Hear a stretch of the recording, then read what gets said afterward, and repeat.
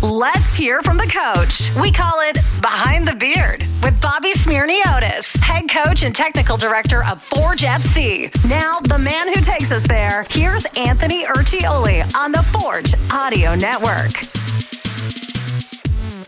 We talked a lot about culture last week, winning cultures and character in some of your players.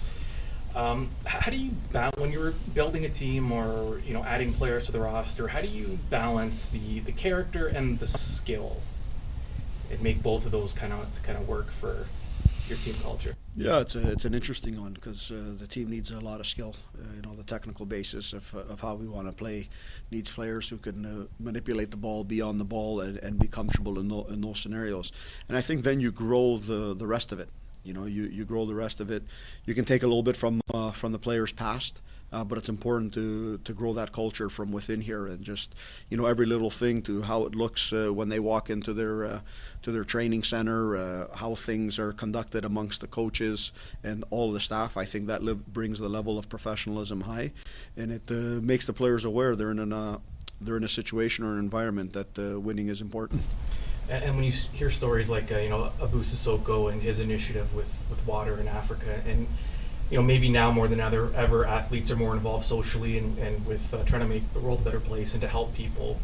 As a coach, is that something you like to see out of your players? Of course. It's like I tell them, we spend 5-6 hours a day here every day, and there's a lot of time in the day to be doing other things, to be involved, to be engaged in different things. And every player has a life outside of this field, or has interests outside of this field, and it's always great just to see what the guys are getting involved in. Like Abu is, to other players who are involved in arts and different things like that. I think it's healthy to be doing this. But then as an athlete, it's important to use your voice. Your voice on any scale can be used towards positive, so it's important for the guys to be involved. Does it create maybe a sense of it could humble a player, I guess, to maybe see what's going on outside of the pitch? Yeah, it's important. The humble nature, it's one of the biggest things we look at in here. And when we talk about a winning culture, a lot of it starts from humble beginnings. And what I mean by that, it's we're playing this beautiful game, and we're all involved in this game, and we're blessed to be part of it and to enjoy every part of it. Life is difficult in different situations. We're blessed to be playing this game that we love to play when we're 5, 6, 7, 8 years old, and that's what we're doing, and that's the humble part of this sport, and that's how we go into each and every game and prepare for each and every game as well. All right, and back on the pitch now. Last match, it was kind of a funny one. I know the heat played a big factor in it as well. Can you take anything from that match, or is it kind of a forget about it, move on to the next one type thing? Yeah, I think those types of matches are difficult.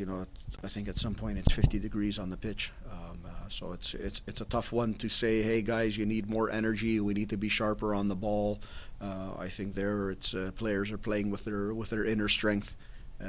So we take the 3 points, we're happy for it, and like I've said, sometimes you're not going to play your best football, and you need to win, and that's also a mark of a winning amongst the players, to fight through that little bit of adversity that it brings us. So we take the 3 points from there, we keep ourselves moving in the right direction and prepare for the next one. It's difficult to beat any in this league. Now you face Cavalry on the road again, having just played them and winning. Are you expecting a club that's going to be motivated to revenge is an overused word, but looking to be on the better side of the result?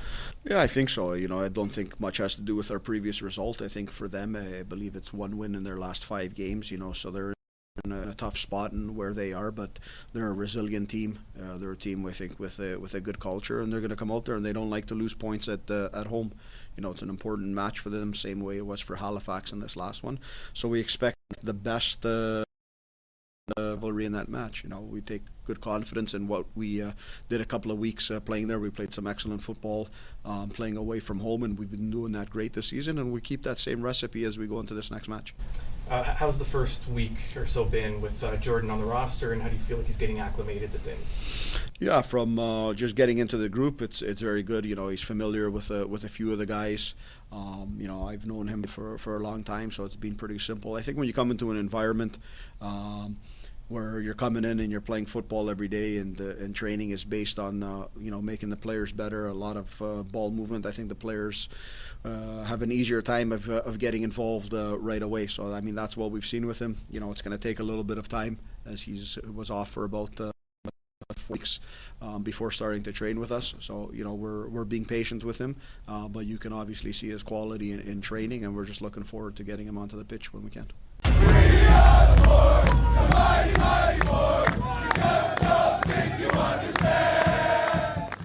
This has been Forge FC head coach and technical director Bobby Smyrniotis and Behind the Beard. The most Forge content can be found on the Forge Audio Network with Anthony Urciuoli. Subscribe on Spotify or wherever you get your podcasts.